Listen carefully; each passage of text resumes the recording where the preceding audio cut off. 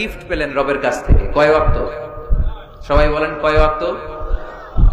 উপর থেকে নেমে আসার সময় সাইয়েদনা মুসা আলাইহিস সালামের সাথে দেখা। মুসা আলাইহিস সালাম বললেন, কি পেয়েছেন? 50 ওয়াক্ত সালাত পেয়েছি। মুসা আলাইহিস সালাম বললেন, আপনার উম্মত পড়বে না, আমি জানি, কারণ আমি তো আপনার আগে দুনিয়ায় এসেছি, আমার ফিল্ড ওয়ার্কের অভিজ্ঞতা বেশি, আমার অভিজ্ঞতার আলোকে আপনারে বলি পড়বে না, একটু কমায় আনেন ভালো হবে। আল্লাহর হাবিব গেলেন, কমায় দেয়া হলো 5 ওয়াক্ত, হলো 45 ওয়াক্ত। মুসা আলাইহিস সালাম বললেন পড়বে না, আবার যান, আবার গেলেন, 5 ওয়াক্ত কমায় দেয়া হলো 40 ওয়াক্ত। মুসা আলাইহিস সালাম বললেন পড়বে না, কমায় আনেন ভালো হবে, কমায় আনা হলো 35 ওয়াক্ত। এভাবে 9 বার। কয়বার? 5 নং 45 ওয়াক্ত কমিয়ে 5 ওয়াক্ত দেয়া হলো। আল্লাহর হাবিব এবার খুব খুশি, কমায় আনছি অনেক। 5 ওয়াক্ত নিয়ে যখন সাইয়েদনা মুসা আলাইহিস সালামকে ক্রস করছেন, সাইয়েদনা মুসা আলাইহিস সালাম বললেন, কি খবর, কত পাইলেন? কয় 5 ওয়াক্ত। মুসা আলাইহিস সালাম বলে, এইটাও পড়বে না। পড়ি 5 ওয়াক্ত আমরা পড়ি। মুসা আলাইহিস সালাম বললেন পড়বে না, আবার যান, গেলে ভালো হবে আপনার উম্মতের জন্য। আল্লাহর হাবিব বললেন, কত যাওয়া যায়? আর কত? আস্তাহি মির রাব্বি, আমার যেতে শরম লাগে, আবার যেতে আমার কি লাগে? সহিহ বুখারীর বর্ণনা, আস্তাহি মির রাব্বি, আমার যেতে লজ্জা লাগে। তার মানে বারবার চাইতে মানুষের লজ্জা লাগে, কারো কাছে বারবার যাওয়া যায় না, ঠিক কি না?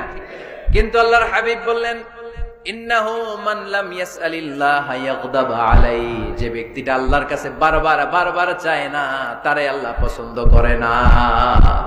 বরং বারবার যে আল্লাহর কাছে যায়, বারবার যে চায়, বারবার যে কাঁদে, বারবার যে ক্ষমা চায়, তারে আল্লাহ পছন্দ করে। সুবহানাল্লাহ পড়ে।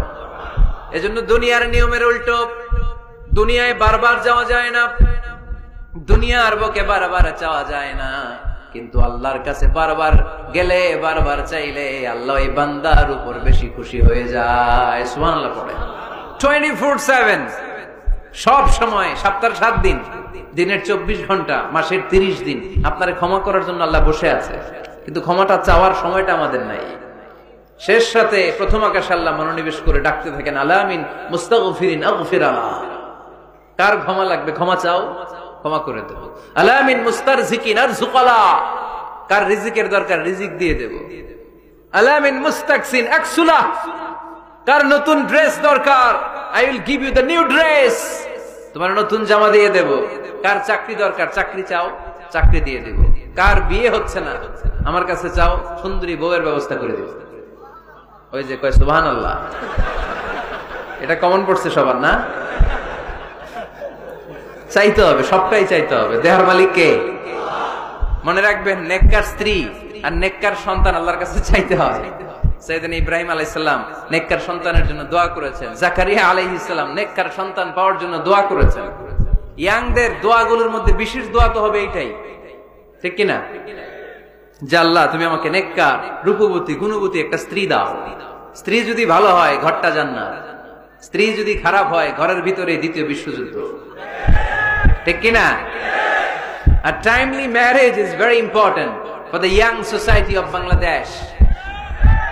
সময় মতো বিয়ে, এটা সব জায়গায় আমি বলি। ছেলের বাবা যারা আছেন, মেয়ের বাবা যারা আছেন, ওদের দুঃখগুলো একটু বুঝেন।